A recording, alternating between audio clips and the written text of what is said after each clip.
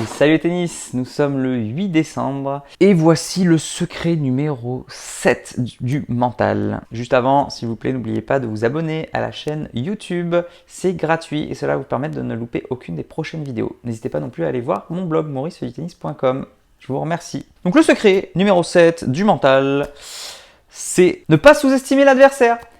Et oui, j'en ai parlé sur la vidéo juste hier, donc vous pouvez aller la voir ici, où c'était ne pas surestimer l'adversaire. Et effectivement, il ne faut pas sous-estimer l'adversaire.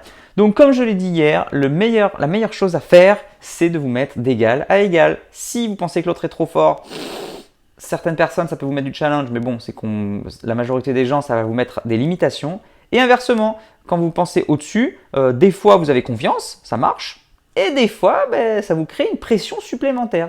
Donc n'hésitez pas, surtout s'il joue très bien et qu'il se met à votre niveau. Donc n'hésitez pas à partir d'égal à égal, d'être vigilant dès le début et c'est la meilleure stratégie que je vous conseille. Donc n'hésitez pas à aller consulter le livre directement, je vous ai mis le lien dans la description juste en dessous, où il explique un peu les facteurs qui font qu'on sous-estime son adversaire ou les facteurs qui permettent qui vont faire qu'on se surestime aussi. Donc il y avait par exemple je joue très bien en ce moment, j'ai gagné 0 et 0 hier, donc forcément je vais bien jouer aujourd'hui. Mon adversaire est moins bien classé, donc ça va être tranquille, c'est dans la poche. Et voilà où je voulais en venir, du coup, moi, c'est que ça se voit très souvent dans les tournois. Regardez des joueurs, regardez les tableaux et écoutez ce qui se passe. J'ai été juge arbitre pendant 6 ans, et je peux vous dire que quand les joueurs sont près des tableaux, il se passe des trucs fantastiques quand même. Ah oui, lui, un tel, je l'ai joué la semaine dernière, il est nul, tu vas gagner tranquille. Pire truc à dire. On n'est pas du tout sur les mêmes conditions, on n'est pas du tout la même semaine, c'est pas du tout le même joueur en face, mais bon, c'est bon, tu vas gagner tranquille. À partir de là, comment tu veux être performant? C'est bon, je vais gagner tranquille. Si l'autre est nul, ça va, je me mets en confiance au début, je sais que je vais être relâché, c'est cool. Mais si l'autre joue bien et que c'est serré, oh là là là là là là. Et puis bien sûr, il y a les grosses têtes. Oui, moi, de toute façon, un tel, je lui ai mis 1 et 0 la semaine dernière. Non mais là, je suis en confiance.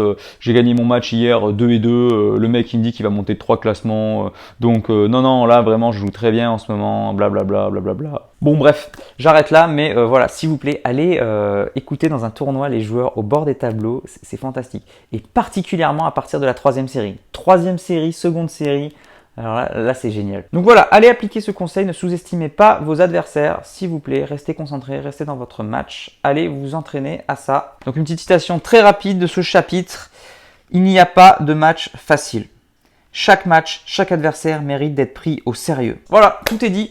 Moi je vous dis à demain pour une prochaine vidéo. En attendant, n'oubliez pas, allez jouer au tennis, progressez et surtout, faites-vous plaisir. Ciao.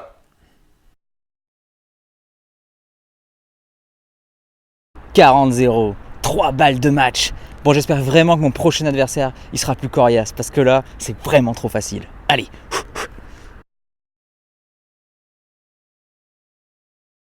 Bon, ouais, c'est juste un petit passage à vide. Ouais, bon, il faut bien lui laisser quelques jeux. Allez, allez.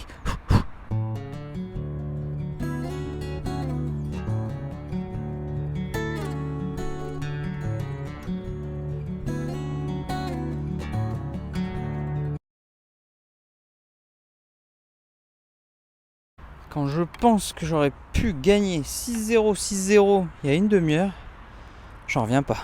Oh là là. Je ne comprends vraiment pas comment j'ai pu perdre contre un adversaire aussi nul. Je comprends pas. Alors t'as fait quoi? Non, j'ai perdu. T'as joué contre Gigantus alors? Non, j'ai pas joué Gigantus. Non.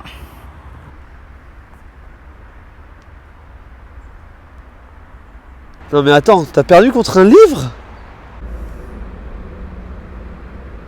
Ouais. Hein? C'est la honte hein. Ouais, mais il était super balèze ce livre quand même. Enfin, c'était un livre super balèze.